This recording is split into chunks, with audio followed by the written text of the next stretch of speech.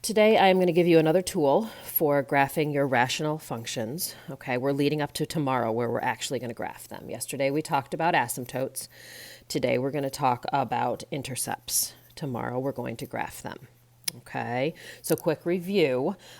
First of all, a rational function, remember, is basically a polynomial in the numerator and a polynomial in the denominator. So we can talk about that as p of x, polynomial x in the top, and q of x in the bottom. That kind of helps us refer to things. Okay. So we learned yesterday that our vertical asymptote, to find that, we set the denominator, or q of x, equal to 0. Okay, this can be your little cheat sheet. You're writing these down. We're also going to go over a few of the problems from yesterday and expand on them. So you might want to pause this right now and get your homework out from yesterday, okay, so that you can do this along with me. So vertical asymptote, set the denominator equal to 0. Horizontal asymptote, you can look at that chart on page 413 where it talks about what to do, how to find the horizontal asymptote based on the degrees of the polynomials and the leading coefficients of the polynomials. So the easiest way to do that is for me to just show you in the examples, okay? And then we're going to add the intercepts to that. So by way of quick review, let's look at number 9 from page 415.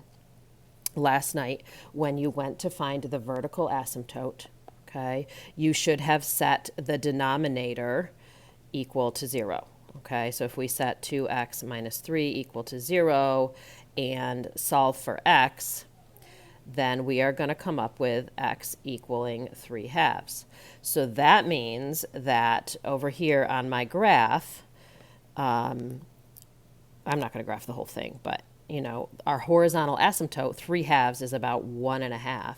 So that means that when I go to graph it, my graph will approach that line, that dotted line, but it will not cross it. So that's going to help give me some boundaries for that. Now the horizontal asymptote says that, let's do this down here. We're going to look at the degrees and the leading coefficients right here. Now our degrees are equal, okay? So we can't actually use the degree thing. That was if the degree on the top is greater than the bottom or less than the bottom. That gives us a clue. But when they are equal, when the degrees are equal, then the leading coefficients, which in this case is 4 and 2, that tells us what our horizontal asymptote is. Okay, so that means that our horizontal asymptote is at 2. Y equals 2. So going back to our graph, that would mean that when we go to graph this, it won't cross this line, this asymptote. Okay, so that was a review of yesterday. Another clue for when we actually do a graph is finding the x and the y intercepts. The x-intercept is where it crosses. Where on this axis does it cross? How do we figure that out? Well, let me erase those because I'm not exactly sure yet.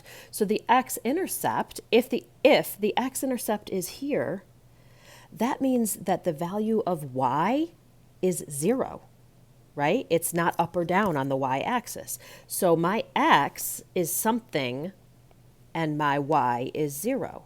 So in order to find the x-intercept, and again, I'm going to go back to our f of x over here on number 9. In order to find the x-intercept, I have to make y, or f of x, remember this is y and f of x are the same thing, okay? So I have to make that 0. So I want f of x to equal 0. Well, the only way, looking at this equation here, the only way that this equals 0 is if the top equals 0, right? Because then I've got 0 divided by something, which is going to be 0. So all I have to do is, and this is key right here, set the numerator equal to 0. Numerator equal to 0. Okay, so we set the denominator equal to 0 for, this was for the denominator equals 0. Now I'm going to set the numerator equal to 0. okay? And when I do that, I get 4x minus 3 equals 0, solve for x, and I get x equals 3/4. That means on my graph, I'm going to get rid of this little dot here, because actually on my graph, it's going to cross, whatever I end up with is going to cross at 3/4, which is going to be right about there. So I put a point there. Okay, that's for this function. Now, y-intercept. Y-intercept means that somewhere on here, my graph might cross. It might not, but it might. Okay, if it crosses here, that means that my x is 0. It's not going left or right. My x is 0, and I've got this here. So how do I find that? Well, I need to put in 0 for x, okay? Put 0 in for x. Okay, so that means I'm going to take my good old function here. Things are getting a little bit sticky here. Let me see if I can draw a line. Okay, and put in 0 for x. 2 of 0 minus 3 means that I am going to have, right, these are going to cancel out here and here because they're going to be 0. So I'm going to get negative 3 over negative 3, which equals positive 1. Okay, so that means that my y-intercept is going to be 1. All right, so I'm going to get rid of this little guy here because that's not actually where the y-intercept is. And again, you're not going to graph these tonight, but it's just to give you a clue that my y-intercept, whatever my graph is, looks like in the end is going to cross right there. Okay? So that's what we're doing. Let me give you a quick review of that because you are going to find all of these things. You are going to find, I know your homework and the directions will say find the intercepts, but hear me now, you will find all 4 of these things for your homework. Okay, x-intercept and y-intercept.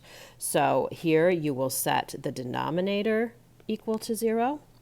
Here you will use page 413 if you're not sure about the rules of that. Here you will set the numerator equal to 0. And here you will use 0 for x. Okay, just like we did up here.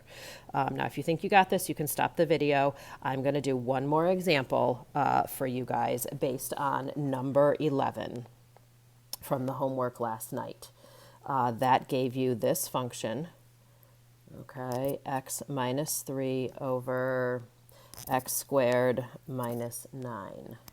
Okay, so for my vertical asymptote, I'm going to set my denominator equal to 0, which means I'm going to get x squared equals 9, and therefore x equals positive or negative 3. So my asymptotes are a line at positive 3 and a line at negative 3.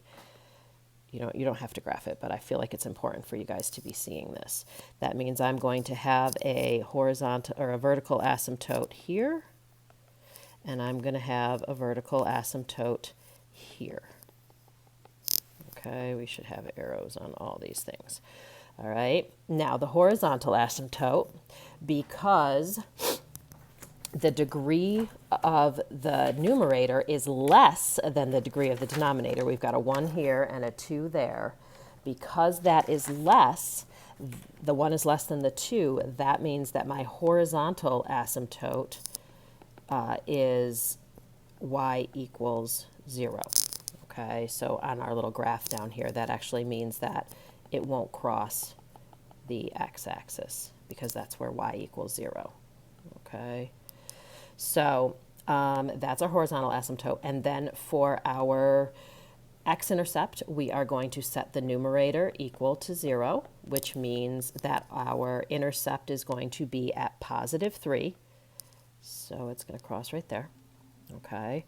And it also means that our y-intercept, we are going to take our original up here and put in a 0 wherever we see x. So 0 minus 3 over 0 squared minus 9 is going to give me negative 3 over negative 9, which gives me positive 1/3.